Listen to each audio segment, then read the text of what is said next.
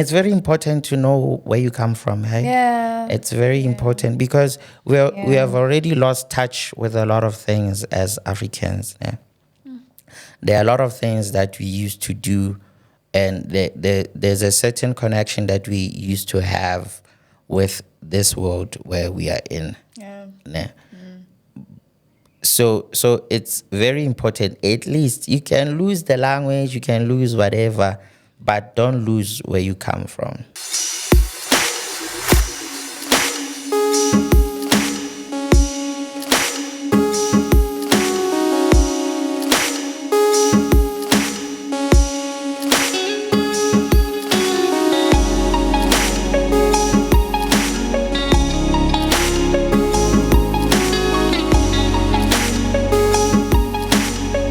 Hey Africans, welcome to Creating a Better Africa. Today we're honored to be joined by an exceptional talent, Mzizi, a gifted guitarist, a songwriter, and multifaceted artist with a sound that resonates across borders. Please join us as we delve into his inspiring journey. How are you? I'm great, and how are you? I'm good. Yeah. Thank you for having me. Thank you for accepting this place us. looks amazing. Right. Yeah, it looks amazing. Thank you so much for honoring us. It's a privilege. No, it's I'm an a honor. fan, by the way. Is it? Yeah. Oh, that's crazy. I'm That's a great. fan. Yeah, no, really appreciate it. So, this is your surname. Yes. This is actually my surname. Kalibito Mthintheki means touchable. Sure. Yeah, so I'm actually Zulu by blood, but ke holetse Basotho. So yeah, but my name is Mthintheki. But it was a struggle for a lot of people to pronounce that name, so they ended up calling me by my surname. So I've been working with that since. Because I was ready to address you as Mzizi M. Because I thought the name is the same name and the vice versa. Yeah, hell no, it was gonna be tricky. So to elaborate more on your upcoming, please share your upbringing with us. Yeah. So Mthintheki was born Qwaqwa in the Free State. Sure. So that's where I was born and raised until I was 18, and then I had to move out. Yeah. Sure. So I was basically I was raised in a family of 5 of us in that family, the last born. Sure. With both mom and dad around. Grew up in a Christian home. So ke ngwana holetse in Thapelo. Yeah. Hallelujah. Hallelujah, Yeah, Jesus. He's worthy. He's worthy. Yeah. Yeah, so ke holetse kerekeng. That's where the whole love for music came from Sure. seeing my mom sing a lot. And then my dad would just, after he came home from work, he would just chill in the living room and just listen to music. So music was all around. Yeah, so basically, I stayed in Qwaqwa for those 18 years. And then I moved to my second home, which was the Val. Yeah, stayed there for a couple of years.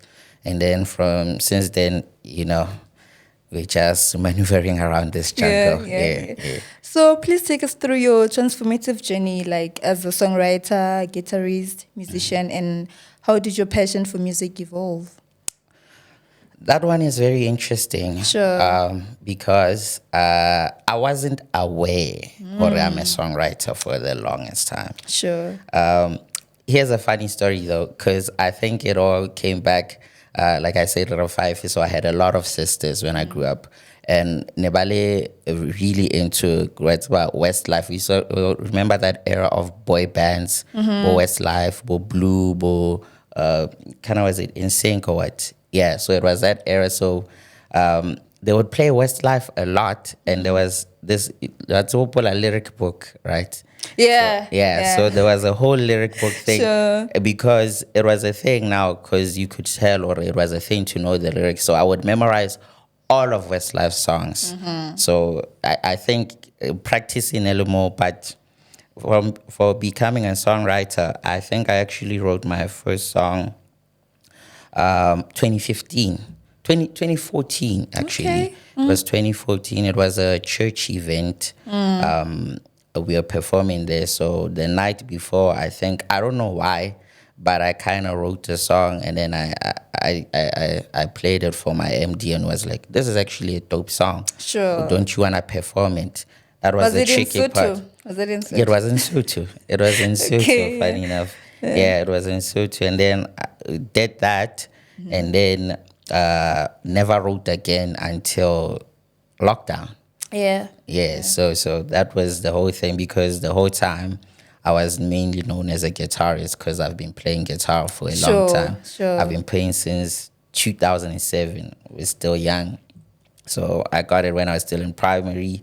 So I've been playing guitar since. So a lot of people are still shocked at the fact, like, what do you mean you're a singer? Because we don't know you as a singer. Yeah. We don't know you as a songwriter. Yeah. So people are still shocked as much as I'm also shocked about this. I can imagine. Yeah, because it's not something that I actually wanted to plan. Because with my first single, my first single, I was not singing. Sure. So I did the whole thing and actually called the singer because I didn't think that I can write or sing. Yeah. So I got a singer, but she was singing, the first song she was singing in English. We did that one. I chilled with it for a week and I was like, something doesn't sound right, because the sound was already like sounding like international vibe, because my influences are more like rock vibes. So it was a rock thing, and then she sang on it, and then we ended up trying out the Zulu thing. But the problem was that when I had to start performing the music now, it was tricky. That's when I was like, I have to make a plan now, because if this person is not around, what happens? Yeah. So yeah, that's when that whole transformation of becoming a singer came about. You know, I love posting, like whenever I post your music, I'll say Symphony of Peace, because I feel like your music is peaceful, soothing, soulful. What inspires that? Honestly, I just want people to feel good. I want people to relate. Sure. I want people to find like a safe place, because honestly, all of us are going through a lot in this life, right? Facts. So so it's quite important to let people know that you're not the only one that's going through that. We all go through heartbreaks, we all go through tough times, we all go through happy times also. So I'm all about finding music that's relatable to anyone and everyone. Yeah, so it's just that I didn't know it's called Symphony of Peace. It is. Now you know. For me. Yeah. Now, but it's always I like music that comes, because there's a person that I follow a lot. He always says, "What comes from the heart touches the heart." Sure. Yeah. So ever since I've done this whole music thing, whatever I do, whether it's I'm playing guitar or doing what, it must come from a very peaceful place. Wow. Yeah. Wow. So you primarily compose in Sotho and sing in Sotho. What inspires that? Like your lyrical themes? Composition? Ne ke kwatisitswe ke Mazulu. All right. Spill the tea. No, I'm kidding. I'm kidding. I think it's just it took me a while to realize this, but Sotho is it's really an amazing language. Yeah, I think to interject, it's also what really soothes the music around that. Yeah, because it wasn't a matter. I like I said, I didn't even plan this, because when I wasn't a singer before, I wasn't doing any of those things. So when I started out, it was I had to sit down and actually be like, what am I trying to do? What can I do? And then it came to me, no man, I really had an awesome Sotho teacher or Sotho teachers. Sure. So I had a lot, and at that time I was really passionate about the language, because you could start to hear the poetry inside of it. You could hear like nuances in that thing. So I was like, no man, man, there's no way, because my Zulu is whack also. My Zulu is whack, and singing in English won't just match. Sure. It won't match at all. So I was like, let me just take it home, and I found out it was really easier to communicate and get the point across when I use the tongue that I'm most familiar with. I also love your ability to sing and play guitar while performing. It's giving iconic, and it's giving legendary, because you can literally emerge. So I just want to know how you maintain the musical cohesion while juggling both roles. Also, that was a new thing because I used to just only play guitar. Oh, I yeah. never sang. If I would sing, it was probably because I was in a bad place. And one sometimes you'd be like, "Hey, let me sing a sad song." Sure. Yeah, but it's still something that I'm still trying to work on and trying to make Yeah. it better. But Yeah. because people know me got guitar, Yeah. so I can't leave the guitar now and just be Oh. singing on stage because people will be like, no, Because because I wanted to ask her, okay, but you can still have someone to play the guitar for you Yeah. when you play. So like when you say that, Yeah.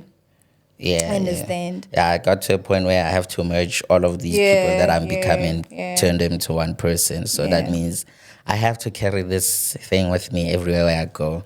Yeah, but it's fun. It's fun. It's because it's challenging, but at the same time, our challenges make you a better person. Yeah. Yeah. So So are you able to describe the resonance you feel? I mean, you're playing simultaneously, even now that you just started. How does it feel? it's nice. It's nice because at least like the guitar is a safe space for me. Sure. It's a place where I'm more comfortable than any other the other factors. So I'm able to every time I feel like I want. At least I'll look at kids over while I can I can literally just play the guitar because that's what I've been doing for so long now. And I see you a lot with, I've seen you with Kolimwa, and I've seen you with Java, I've seen you with the lead cannon. Was it because of the guitar? Yeah. I've worked with a lot lot of artists. Yeah. So which actually I think now to think of it was actually a blessing because I've been with all these amazing and legendary people on stage to see each and every one of them how they work, how they finesse the crowd and how they do things. I feel like that was a blessing because I was able to sit back and learn for a very long time before I started doing this. Yeah, so yeah. Shout out to all of those people. Hey. Shout out for seeing the gift and exhausting it. Yeah, for sure. Yeah. But that's a vibe. How was it when you were like first called into such big concerts? Like, do you have any moment that stand out for you? Oh yeah, I remember. There's one crazy time. Yeah, I think it was one of my first gigs here in Joburg. I was called by Sfisongwane, the late soul rest in peace. Bro, such a cool bro, man. Yeah. And the way he because I was reserved. You know when you first get into the industry, you're a bit shy. Sure. You always the confidence is not there yet. I get you. So here's what this brother did. So we were playing a song, nah? And as we were playing, and then he wanted me to play a solo. Nah? So there's this thing that I use, it's called a pedal board. Sure. So he knows that I need that thing like to change things to make So you know what he did? Took the pedal board, took it to the edge of the stage in front. Sure. Because he knew I had to follow it because while he's pulling the cable. So now I had to go there and then I had to play like literally with people here. And it was the first time, and I think we were even in KZN and even an unfamiliar place. Yo, and that one was shocking, but it was, it changed my life forever. Yeah, so that's one of the memories I will never forget, that one. That's nice. Yeah. So who are some guitarists and musicians that inspire your playing role? I'm hoping you mention someone, but if you don't, it's fine. No, I can mention a lot. So I'm a self-taught guitarist. So basically, most of the things I know, I learned from YouTube. Sure. So there are a lot of people, like the first people to, because South Africans were not really there, I levitated more to the Americans and what. So there was a guy called Guitarist Mzizi. Taught me so much, that bro. Guitarist Mzizi, Lawrence Jones, there's a guy, Jubu Smith, Isaiah Sharkey. Those are the people that grew me as I was starting. But then when I got to this side, I managed to meet amazing South African guitarists. Honalabo, there's this legendary guitarist, Barike Ntate Themba Mokoena. Okay. Amazing. Sure. Amazing. And then there's a big brother of mine, and I played a huge role, Barike Tsepo Mloyi. Teddy. Yeah. It goes by the name of Teddy. Yeah, bro, he plugged me so much. Like I literally learned so much because to think of it, I was not rooted at that time because Yeah. everything I learned, ki rooted for my turn. So I remember they used to make fun of me also, but Mpaqanga was not Mpaqangari. What's that? So Mpaqanga is the South African music. It's on bo Mahlatini, bo Mahotela Queens. Oh. Yeah, so that's the whole guys. It's called like a 145 guy. So because it wasn't South African stuff is not really documented that much. So when you go on YouTube, you will rarely find like any information on the South African culture. But shout out to Billy Munama, he's doing that now. He's documenting the history now. You are able to go there and actually find out how does it go. So yeah, and then I have a friend of mine and a practicer together for the longest time. Barke Ike. We actually went to the same school, varsity. That bro would come, we would chill, or we chill by my place the whole day playing guitar. So he played a huge role also. Yeah. So we're gonna hear more of Sotho. Is that a consistent thing? Forever. Yeah. Well, I can't say, but forever Sotho is slowly a thing. I don't know how much of it will be there, but it will always be there. Great to hear that. Yeah. So how crucial is it to pursue a career like that is aligning with your passion, and why? Are you passionate? I am very passionate. I took a very big risk to be here where I am today. Yeah, because for me to leave Qwaqwa, I didn't leave because of music. For me to get here, I didn't get here because of me. I had to use the books. I had to use school, and then I had to graduate as an industrial engineer. I had to work, so that I can leave all of it and come to the music side. So it was a big risk. So I think passion was there. The proof is in the amount of warnings I got from work and the amount of times I missed work. Doing the music thing. Doing the music thing. Because it's a very serious bug. Once it bites you, nothing doesn't make sense until you are in the music. Yeah. So for someone who's pursuing a career, you'd advise they're passionate. Because I feel like there's trials and tribulations that can only be withstood through passion. For sure. Because I always say, well, not me necessarily, but they say, God won't give you a burden that will overbear you or whatever. So you should just hang in there. If because you can feel it inside of you when you are doing something that you're supposed to, or when you're doing something you're not supposed to do. I feel like that gut thing, or bariki in a sense, or whatever it is, I feel like that's God telling you. I know it's tough right now, but hang in there. It's gonna make sense. Because even me, when I was starting out this whole thing of singing, so there were a lot of people that were laughing at me and saying, "What are you doing?" So let's say joke until it's not. Yeah. But if I was someone else, I could have given up and say, but you had that thing of, no, hold on. There was something that saying, bro, keep on going. Keep on going. It's gonna be tough. You're gonna make a lot of mistakes. But keep on going. It will make sense at the end. Yeah. So how would you advise someone who wants to dare to be different and just play in their gift? I think it came baby time self-introspection. Knowing yourself first. Because I feel like a lot of people suffer with this thing of they are always looking to other people for answers. And I feel like everyone has their own things to give you answers. And people has their own perception of things that may not be the same for you. So it's all of a thing of knowing yourself first, knowing what you like, knowing the kind of person you are, and what you believe in. I think those are the things that would identify or would say, if this is who I am, then that means I'm more aligned to do something like this. So it's just a matter of knowing yourself, and then the rest because that's identity, right? Sure, sure. Yeah. I hope you're still tuned in. Joining me is Mzizi. So yeah, continuing with that, was music always your passion? Like, despite you going to school and do something different, and did you explore other interests despite the two that you mentioned? Yeah. Or you knew music was your thing? I always say I've always liked trying things, and I still do. Sure.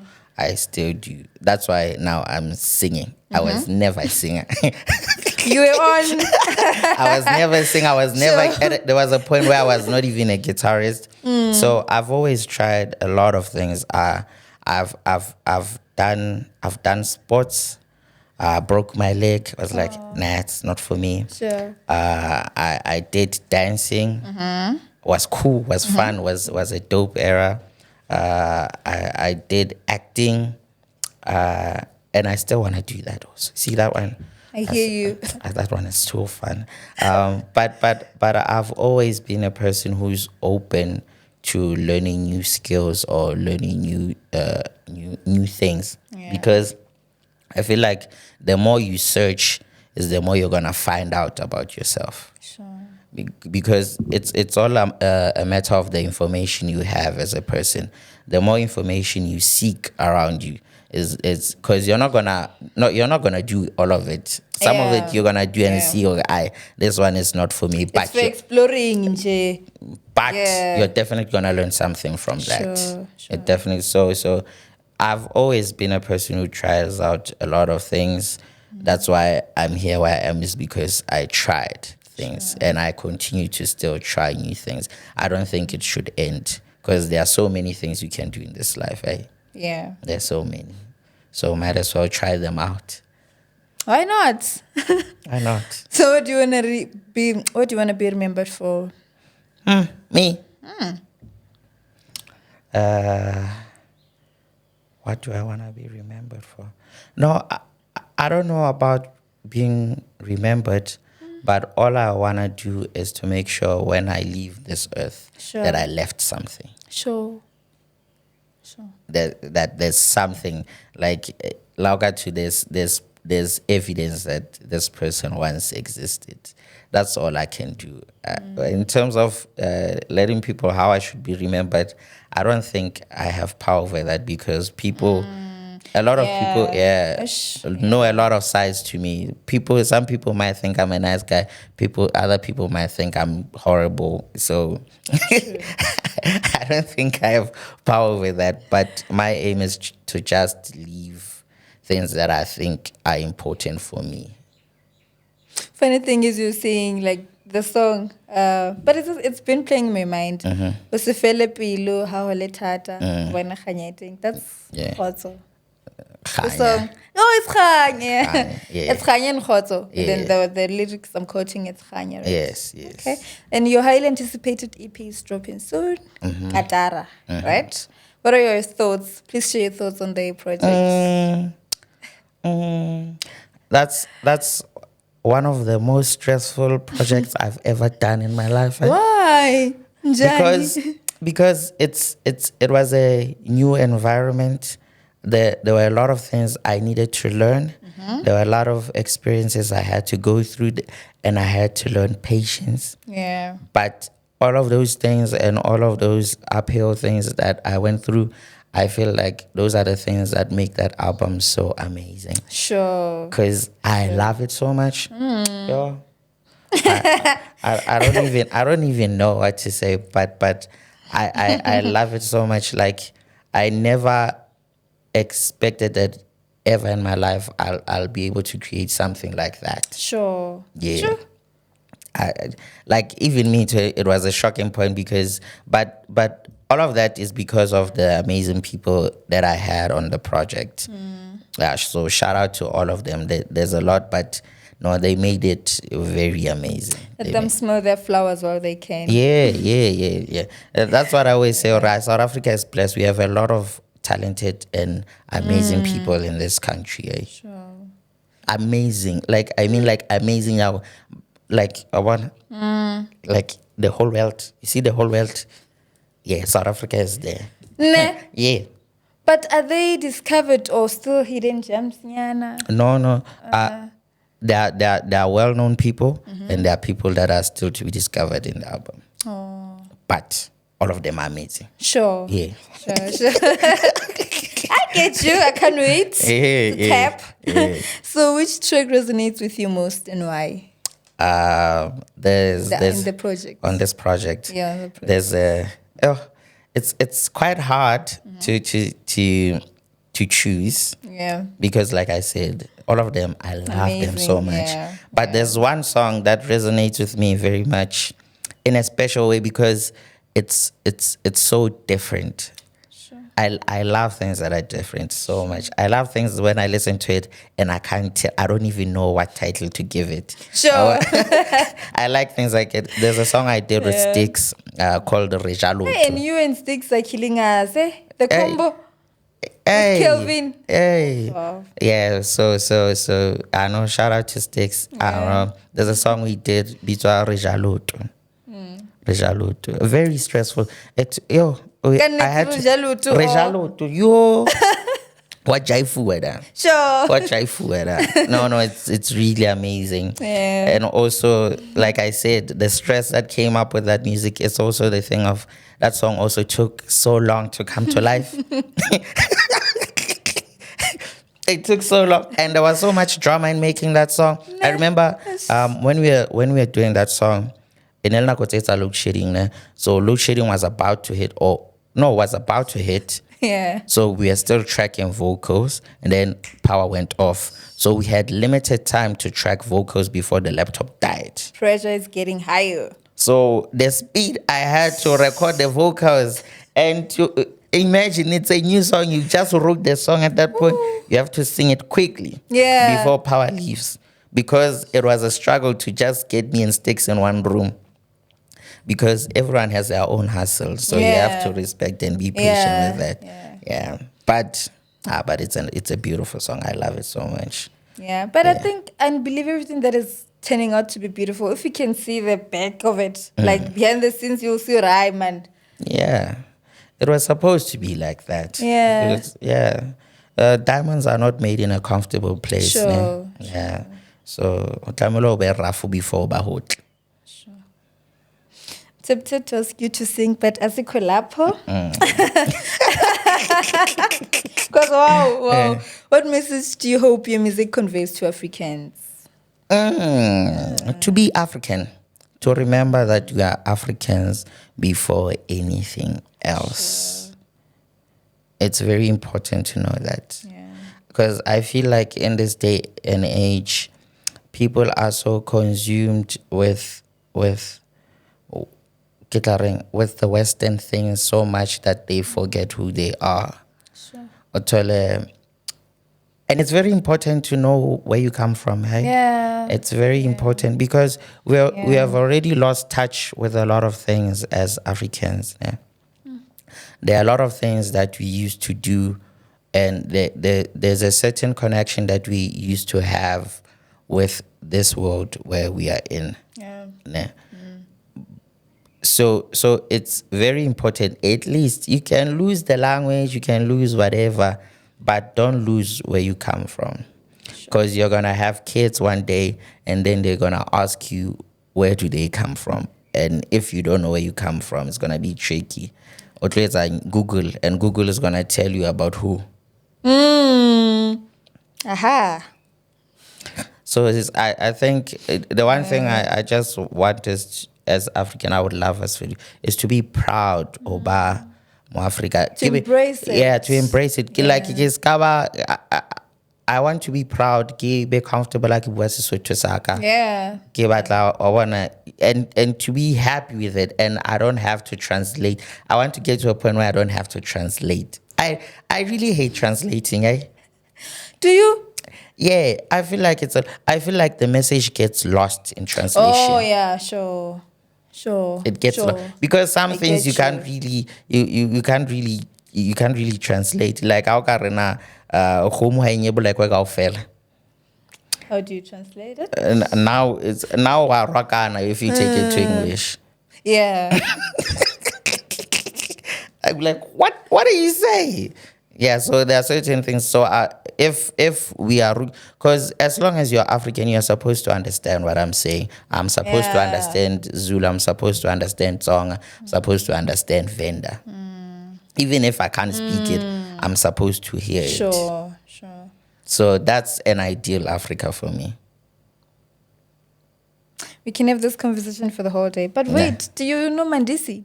Yes, I know. I'd love to Mdisi. see you with him on. Crazy. I've never even thought about that.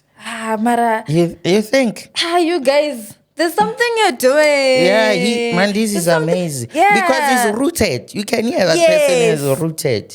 I think the reason why I see you in him in you, it's because you're both rooted. Like you're embracing it's the consistency for me to just have one language. Yeah. No, that language is there for a reason, and it's unique for a reason. Sure. Yeah. Sure, and I think what makes you unique. Yes. Oh yeah. Shout out to Mandisi. He's amazing. Tanda zongai. Shout out to him. Yeah, for sure. So we're heading towards the last conversation, but I just want to know, where can people find you for the gifted guitarist or musician? Well, I'm there in the normal social media. I'm there. I'm there on Instagram. I'm there on TikTok. I'm there on Facebook. You can just search from Mzizi, and then you'll find me. Mzizi. Yeah, and YouTube also. Don't forget to subscribe there. You'll find nice vibes there. Yeah. Oh, you've got a YouTube channel as well, where you just where do you put on bloopers or behind the scenes etc, or it's just mostly performances. Yeah, mostly performances. I just want people to hear the music for now. Don't you want to sing for the audiences though? Yeah. What do people usually sing? Yeah, I haven't seen anyone sing here. But I haven't. Okay, it's fine. Because I was about to lie and I'm realizing, you're lying, sis. But it's okay. Yeah, I'll sing. I'll come back again to sing once I have my guitar. Because, if I don't have my guitar, I've told you to bring it. Yeah, if I have my guitar, So it doesn't happen without the guitar. It does, but it won't be as nice. Thank you, guys. Thank you. Let's fulfill Africans. Do you have something to say to our fellow? Ma Africa borwa matle, re a leboha. Re a leboha. Re a le rata ne? We love you guys. Thank you for tuning in. Tell your friends to tell their friends to watch and subscribe. I love you so much. Until the next episode. Thank you, Mzizi. Thank you.